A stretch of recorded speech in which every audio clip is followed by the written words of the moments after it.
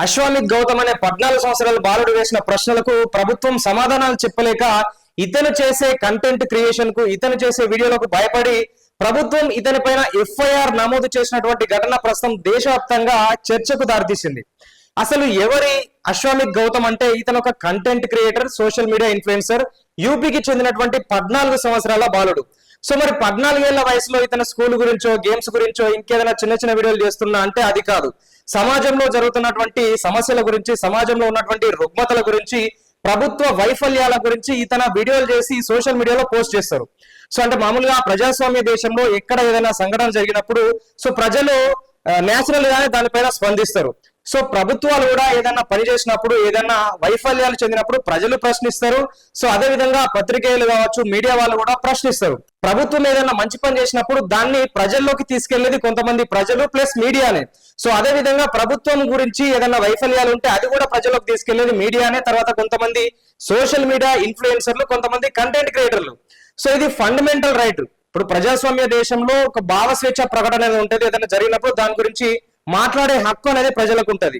So మరి ఈ అశ్వామిత్ గౌతమ్ సమాజంలో జరుగుతున్న సంఘటనల గురించి ఇతను పెట్టడం జరిగింది. దీంతో పాటు సో ఏదైతే ప్రభుత్వం హామీలు ఇచ్చిందో ఆ తర్వాత ఆ హామీలను అమలు చేయలేకపోతుందో సో వాటి గురించి మాట్లాడడం జరిగింది. ఇప్పుడు పేదరికం కావచ్చు, నిరుద్యోగం కావచ్చు, తర్వాత నిరక్షరత గురించి, అమ్మాయిలపై జరుగుతున్నటువంటి అరాచకాల గురించి, సో వీటన్నిటి గురించి స్పందిస్తూ వీడియోలు పోస్ట్ చేయడం జరిగింది. సో ఇతనికి ప్రస్తుతం ఒక 7 lakhs వరకు ఫాలోవర్స్ ఉన్నారు సోషల్ మీడియాలో.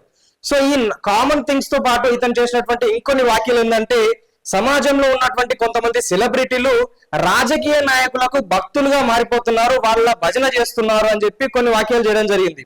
సో దీంతో పాటుగా రాజకీయ నాయకులు కూడా ఒక ధర్మ ప్రచారకు లెక్క పనిచేస్తున్నారు. అంటే దేవాలయాల అభివృద్ధి కోసం కావచ్చు, గురుకులాలను నిర్మించడం కోసం కావచ్చు, లేకపోతే ఈ హలాల్ గురించి, జక్కా గురించి, సో వీటి గురించి మాట్లాడుతున్నారు. ఒక ధర్మానికి ప్రమోట్ చేసే విధంగా మాట్లాడుతున్నారు తప్పించి సో ఏదైతే ఈ రూపాయి విలువ తగ్గిపోతుందో వీటి గురించి కావచ్చు, లేకపోతే కొన్ని హెక్టర్ల భూమిని ప్రైవేట్ వ్యక్తులకు దారాదత్తం చేయడం, సో వీటన్నిటి గురించి ఈ అశ్వామిత్ గౌతమ్ స్పందించడం జరిగింది. దాని గురించి వీడియోస్ చేసి సోషల్ మీడియాలో పోస్ట్ చేశాడు. సో ఈ కొన్ని వీడియోల వల్ల ప్రస్తుతం ఇతని పైన ఎఫ్ఐఆర్ నమోదైంది. సో ప్రభుత్వాన్ని ప్రశ్నిస్తే ఎఫ్ఐఆర్ ను నమోదు చేస్తారా అని చాలా మంది అయితే ప్రస్తుతం ఈ సంఘటన గురించి రియాక్ట్ అవుతున్నారు. యూపీలో యోగి ఆదిత్యనాథ్ గారు అధికారంలోకి వచ్చిన తర్వాత చాలా వరకు అయితే మార్పులు వచ్చినాయి. సో మరి ఈ స్థాయిలో ఒక క్వశ్చన్ చేసే వ్యక్తిని ఎఫ్ఐఆర్ నమోదు చేయడం పట్ల చాలా మంది వ్యతిరేకిస్తున్నారు. ప్రశ్నించే వ్యక్తులు ఉన్నప్పుడే ప్రభుత్వం తనను తాను సరి చేసుకుంటది, ప్రశ్నించే వ్యక్తులు ఉన్నప్పుడే ప్రజాస్వామ్యంకి అసలైనటువంటి అర్థం ఉంటదని చాలా మంది అయితే వాదిస్తున్నారు. సో ఈ రిపోర్టర్ల పట్ల, సోషల్ మీడియా ఇన్ఫ్లుయెన్సర్ల పట్ల దాడులు అనేది చాలా రోజుల నుంచి జరుగుతూనే ఉన్నాయి. సో ఆ మధ్య కాలంలో ముఖేష్ చంద్రకర్ అనే ఒక న్యూస్ రిపోర్టర్, సో ఈయన ఒక జర్నలిస్టు, ఒక రోడ్డు విషయంలో జరిగినటువంటి అవినీతిని, కుంభకోణాన్ని ఆయన ఎక్స్పోజ్ చేసిందని చెప్పేసి ఇతని పైన దాడి చేయడం జరిగింది. 2 రోజుల తర్వాత ఇతని శవం దొరికింది. సో ఆ తర్వాత ఇన్వెస్టిగేషన్ చేస్తే ఎవరైతే రోడ్డు కాంట్రాక్టర్ ఉన్నారో సో అతనే ఈ ముఖేష్ చంద్రకర్ ను చంపేసినట్టు తెలిసింది. సో ఆ తర్వాత రాజీవ్ ప్రతాప్ అనే వ్యక్తి కూడా ఉత్తరాఖండ్ లో ఒక హాస్పిటల్లో జరుగుతున్నటువంటి అవినీతి కుంభకోణాల గురించి క్వశ్చన్ చేస్తే 2 రోజుల తర్వాత ఇతను కూడా ఒక యాక్సిడెంట్ లో చనిపోవడం జరిగింది.